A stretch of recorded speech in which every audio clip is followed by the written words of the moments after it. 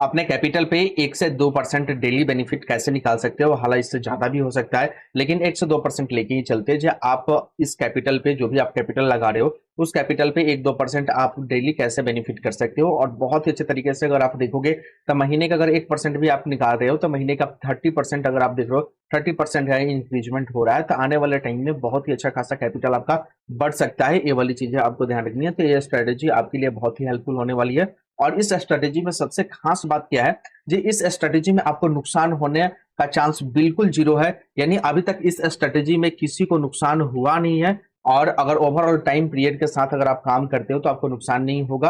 बस अगर कुछ टर्म एंड कंडीशन रहेगी, उस टर्म एंड कंडीशन को अगर आप फुलफिल करते हो तो बहुत ही अच्छे तरीके से आप इस मार्केट से कुछ ना कुछ निकाल सकते हो और आपको नुकसान होने की संभावनाएं बिल्कुल जीरो रहेगी। एकदम 0% आपका रिस्क रहेगा इस स्ट्रेटेजी में। हम आपके साथ जो शेयर करने वाले हैं, और ये स्ट्रेटेजी आपको आने के लिए आपको कोई स्टॉक मार्केट की नॉलेज की जरूरत नहीं है। बिल्कुल स्टॉक मार्केट की नॉलेज की जरूरत नहीं है। और डेली आपको ऐसा नहीं है जो पूरे दिन स्क्रीन खोल कर बैठ के आपको देखना पड़ेगा 9:15 से लेकर 3:30 तक मार्केट को। बिल्कुल नहीं। डेली मात्र आप 10 मिनट आपको देखना पड़ेगा मार्केट को, और 10 मिनट देखने के बाद आप डेली यहाँ से 1-2% का अच्छा खासा इनकम निकाल सकते हो यहाँ से। तो चलो इस स्ट्रेटेजी के बारे में बात करते हैं बहुत ही अच्छे तरीके से, और समझने की कोशिश करते हैं इस स्ट्रेटेजी के बारे में। तो सबसे पहले क्या है, इस स्ट्रेटेजी का टर्म एंड कंडीशन क्या रहेगा? देखो, इस स्ट्रेटेजी में आपको डेली 10 मिनट देना है।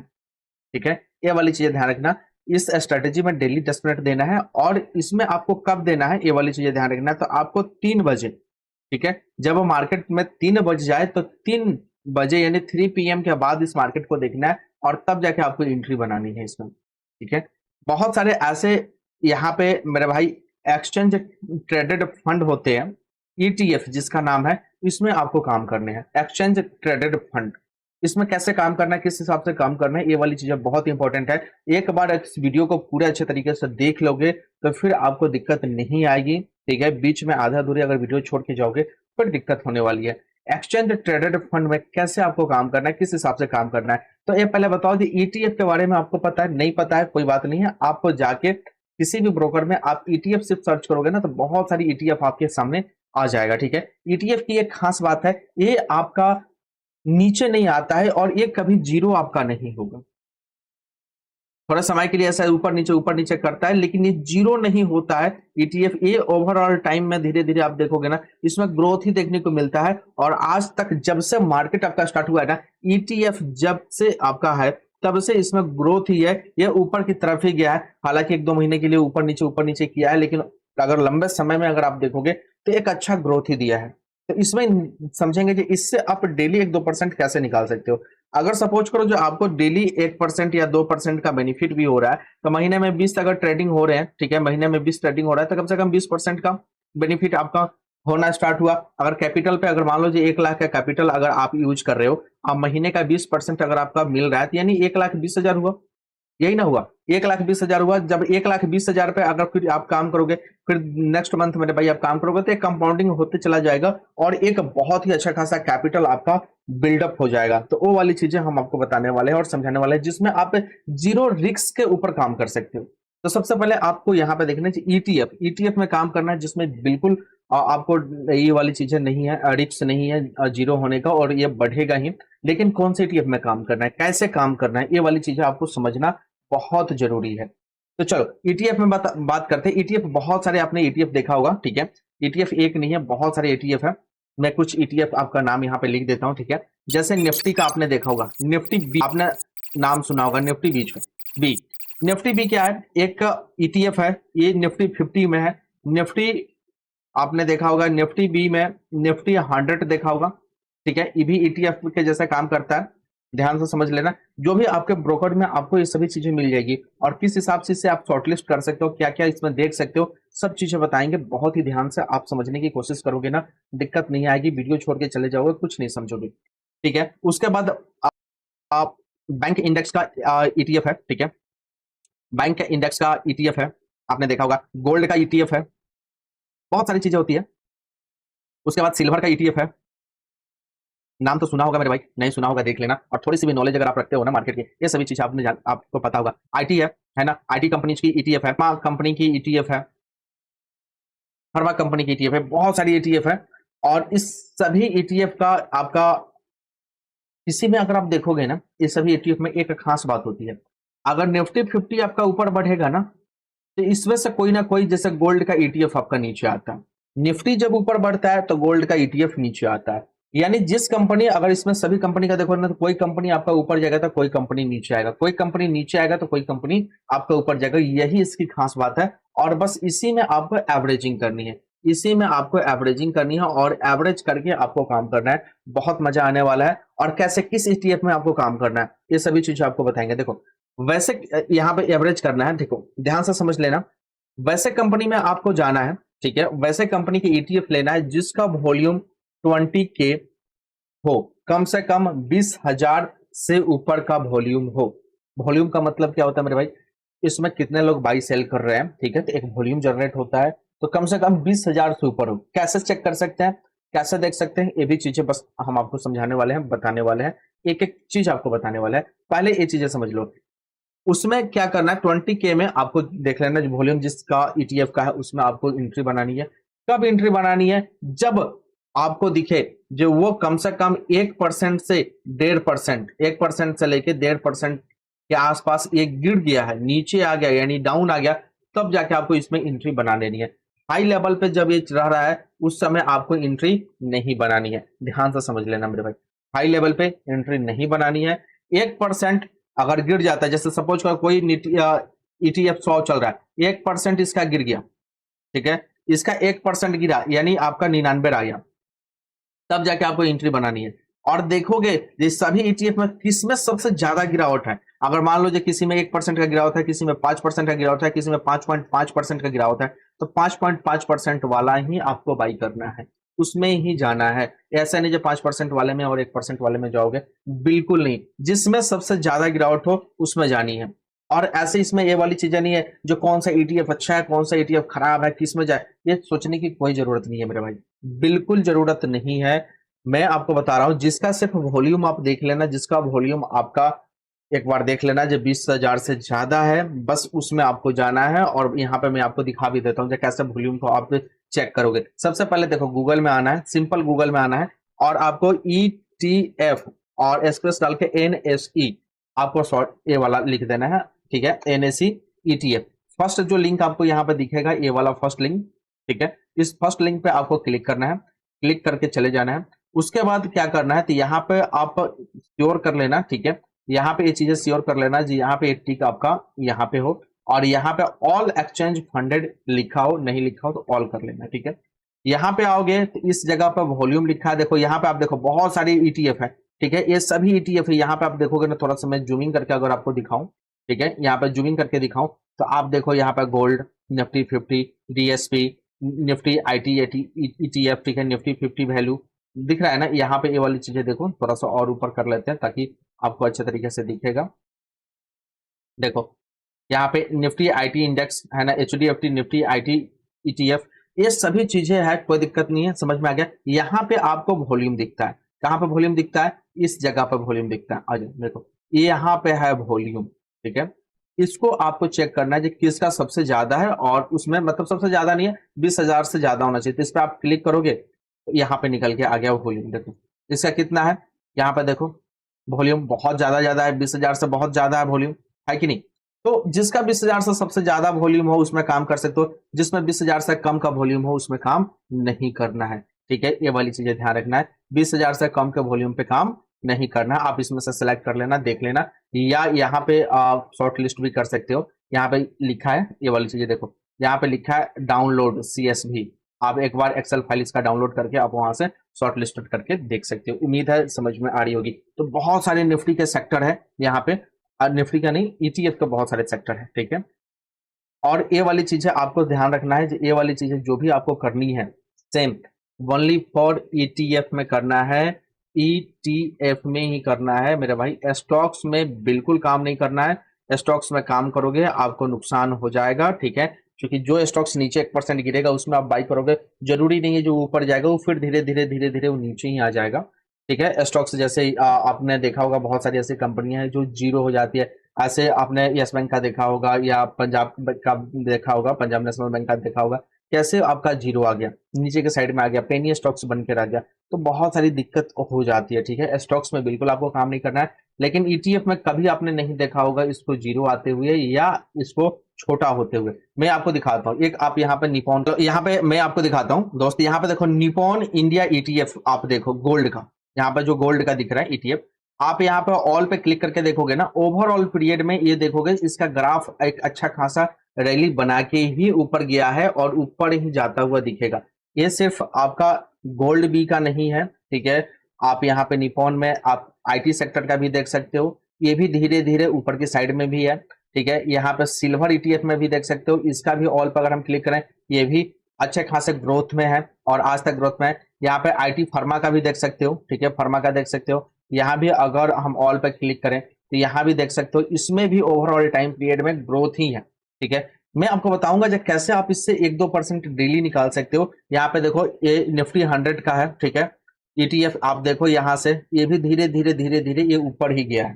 ठीक है, और निफ्टी 50 का भी हम आपको दिखा देते हैं, यहाँ पे ये गोल्ड का है, यहाँ पे ईटीएफ, यहाँ पे सर्च करोगे ना, देखो अगर ग्रो में हो तो ठीक है, अगर ग्रो में नहीं हो मेरे भाई तो किसी में भी आप सर्च करोगे आपका आ जाएगा। ईटीएफ यहाँ पे 50 का देखो, ये 1 डे का ग्राफ है, 1 दिन 2 दिन 5 दिन 1 महीने में ऊपर नीचे होता रहता है। ठीक है, सोचने वाली बात नहीं है, लेकिन अगर ओवरऑल लंबे समय में देखोगे तो एक अच्छी रैली आपको देखने को मिलेगी यहाँ पे, यानी जब गया होगा मार्केट ऊपर ही गया होगा। ठीक है, तो ईटीएफ में आपको इन्वेस्ट करना अच्छा है। अब यहाँ पे बात करते हैं थोड़ा सा चीजों की, जी इन सभी कंपनियों के बारे में आप कैसे शॉर्टलिस्ट करोगे, किस हिसाब से करोगे, आपको पता चल गई, एनएससी के वेबसाइट पे आके काम कर लोगे। उसके बाद देखो ध्यान से एवरेजिंग कैसे करनी है, किस हिसाब से करनी है और क्या क्या चीजें आपको काम करना है और किस हिसाब से आपको डेली यहाँ से 1 या 2% डेली कैसे कमा सकते हो, ये इंपॉर्टेंट है, ध्यान से समझ लेना। अगर आपने लगभग 20 ईटीएफ आपने चूज किए, ठीक है, 20 ईटीएफ आपने चूज किया, आपने क्या किया, जो ईटीएफ 1% से ज्यादा गिरा है आपने उसमें एंट्री बनाया। अगर आपके पास 1 लाख कैपिटल है तो 1 लाख कैपिटल का कितना परसेंट आप एक में लगा सकते हो, ये बताओ। देखो सबसे बड़ी चीज यही है, 1 लाख कैपिटल का, ठीक है, मात्र आपको 1% ही यूज करना है मेरे भाई। जितना भी कैपिटल आपके पास हो 1% यूज करना है, इससे ज्यादा यूज नहीं करना है। 1% यूज करोगे लगभग 1,000 रुपए आपने यूज किए एक बार, और ये चीजें आपका कितने तक चलेगा, कितने महीने तक चलेगा ये 1 लाख रुपए आपका, आप ये बताओ 1 लाख रुपए 1% के हिसाब से कितने दिन तक चलेगा? लगभग मेरे भाई 3 महीने से ज्यादा ही चलेगा, है कि नहीं? 3 महीने से ज्यादा चलेगा ना मेरे भाई, 20 दिन ही मार्केट आपका अगर ओपन रहता है तो 3 महीने से ज्यादा चलेगा। देखो, और आपको क्या करना है, 1,000 रुपए इन्वेस्ट करना है किसमें, जो 1% से नीचे गिरा हो, राइट। उसके बाद दूसरे दिन फिर अगर सेम ईटीएफ अगर उससे ज्यादा गिरा है उसमें एंट्री नहीं बनानी है, यानी डेली सेम ईटीएफ नहीं लेना है, ध्यान से समझ लेना, डेली सेम ईटीएफ नहीं लेना है, राइट, ये वाला कंडीशन। दूसरे नंबर में क्या हुआ, दूसरे दिन भी आपको 1,000 रुपए या 1,500 रुपए के आसपास में आप ले सकते हो। जो ज्यादा गिर जाए तो मेरे भाई थोड़ा सा क्वांटिटी बढ़ा भी सकते हो, ठीक है, लेकिन 1% से ज्यादा गिरा हो, जिस दिन ना गिरा उस दिन नहीं लेंगे, वेट करेंगे, जिस दिन गिरेगा उस दिन लेंगे। बहुत सारे ईटीएफ है, आप सबको ट्रैक कर सकते हो, एक बार देख सकते हो, ऐसे खोल के देखोगे 3 बजे के करीब, 3 बजे के करीब आप खोल के देखोगे, 10 मिनट में आपको पता चल जाएगा जब कितने ईटीएफ आपके किसमें डाउन है और कौन सा बढ़ा है, राइट। आप ऐसे करते करते आप जब 3 मंथ तक जाओगे ना, 3 महीने में अगर 20 आप ईटीएफ आप यहाँ पे देख लिए ना मेरे भाई, तो इसमें से एक ना एक ईटीएफ एक अच्छा ग्रोथ देगा, एक अच्छा डाउन देगा, तो ये आपका एक शॉप जैसा काम करेगा, दुकान जैसा काम करेगा। सामान का दाम कम हुआ, आपने खरीद के दुकान में रख लिया, ध्यान से समझो, 20 आइटम 30 आइटम 40 आइटम आपके पास दुकान में आ गए, यानी 30 ईटीएफ 40 ईटीएफ आपके पास दुकान में आ गए। जैसे जिस ईटीएफ का दाम आपका बढ़ा, आपको प्रॉफिट वहां पे दिखा, आपने सेल कर दिया, जो गिरा उसको बाई कर लिया। ध्यान से देखो, ये नहीं जो 1 लाख रुपए आपने लगा दिया यहाँ पे तो मतलब सिर्फ इसको बेचते रहोगे पूरी जिंदगी और आपको पैसे मिलते रहेंगे, ऐसा थोड़ी होगा। शॉप की टाइप का आप एक बिजनेसमैन के जैसे आप थोड़ा सा सोचोगे, एक शॉपकीपर क्या करता है, सामान खरीद के लाता है, उसको बेचता है, फिर सामान खरीद के लाता है, ठीक है। तो आपको सेम ये इसको एक दुकान बना लेना है, ठीक है। जितना कम वैल्यू का आपको मिले ईटीएफ, 1% से नीचे आपको खरीद कर रख लेना है, और जब उसमें आपको प्रॉफिट 2% 3% का आपको प्रॉफिट दिखे, आपको सेल कर देना है। तो पर डे आप देखोगे ना, जिस सेक्टर, जो कोई सेक्टर नीचे गिरता है ना, तो कोई सेक्टर ऊपर चढ़ता है, कोई सेक्टर ऊपर चढ़ेगा तो कोई सेक्टर नीचे आएगा। इतने सारे ईटीएफ में आप इसको देखना, अच्छे तरीके से समझना, बहुत सही तरीका मैं आपको बता रहा हूं। और वहां से आप डेली 2% 3% आप डेली निकाल सकते हो, लेकिन बशर्ते क्या है, 4-5 महीने आपको इन्वेस्ट करना पड़ेगा लगातार, और इसको सोच के ऐसा इन्वेस्ट करना पड़ेगा, सोचकर लॉन्ग टर्म के लिए, ठीक है। लॉन्ग टर्म के लिए अगर इन्वेस्ट करते हो ना, बहुत मजा आएगा। तो इसका समरी क्या है, एक अच्छे तरीके से समझ लो, क्या करना है, क्या नहीं करना है, कब करना है, एक समरी समझ लो। इतनी सारी चीजें आपने देख लिया। सबसे पहले नंबर तो ये स्ट्रेटेजी स्टॉक्स पर बिल्कुल नहीं लगानी है। दूसरे नंबर में आपको एक ईटीएफ में इन्वेस्ट नहीं करना है, बहुत सारे ईटीएफ में इन्वेस्ट करना है जिसका वॉल्यूम 20,000 से ज्यादा हो, ठीक है। बहुत सारे अनेकों ईटीएफ में आपको काम करने हैं। जिस एसटीएफ का दाम कम हो जाए उसको खरीदना है, और जिस ईटीएफ का दाम बढ़ जाए उसको सेल कर देना है, राइट। ये वाली चीज ध्यान रखना है। उसके बाद क्या करना है, अपने कैपिटल का 1% से ज्यादा आपको बाई नहीं करना है एक दिन में। डेली 1% ही यूज करना है, जो भी कैपिटल आप यूज कर रहे हो। और कब बाई करना है, तो 3 बजे के बाद, 3 PM के बाद। 3 PM के बाद क्यों बाई करना है, क्योंकि देखो बहुत सारे लोग होते हैं मार्केट के ऊपर चढ़ाते गिराते हैं, लेकिन सब लोग 3 बजे तक भग जाते हैं, ठीक है। एक्चुअली वैल्यू बच जाता है, तब जाके आप बाई करोगे ना, ठीक है। तो उस समय के बाद आपको उसमें ग्रोथ देखने को मिलता है। या जो गिरने वाला होता है ना, वो पूरा 3 बजे तक एकदम पूरा गिर के शांत हो जाता है, 3 बजे के बाद गिरने की उम्मीद कम होती है, तब जाके आप उसे बाई करोगे ना, बहुत मजा आएगा। उसमें क्या होता है, देखो कोई मान लो ईटीएफ शुरू हुआ, इंडेक्स शुरू हुआ, गिरते गिरते गिरते 3 बजे तक ना वो शांत हो जाता है, 3 बजे तक शांत हो जाता है, तब जाके आप इसे बाई करो, ताकि अगले दिन चांस होता है वहां पे बढ़ने की। या कोई बढ़ते बढ़ते बढ़ते बढ़ते एकदम शांत हो जाता है, तो हम लोगों को बढ़ने पे तो लेना ही नहीं है, जो बढ़ा है उसमें लेना ही है, गिरने पे ही लेना है, तो गिरने वाला हम लोगों का 3 बजे के बाद ही अच्छा है। तो ये वाला टाइम बिल्कुल आपको ध्यान देना है। और डेली क्या करना है, डेली सेम ईटीएफ बिल्कुल नहीं बाई करना है, ठीक है। बहुत ध्यान से, डेली सेम ईटीएफ बाई नहीं करना है आपको, ये वाली चीजें ध्यान रखनी है, ठीक है। और आपको क्या करना है, एवरेज करना है।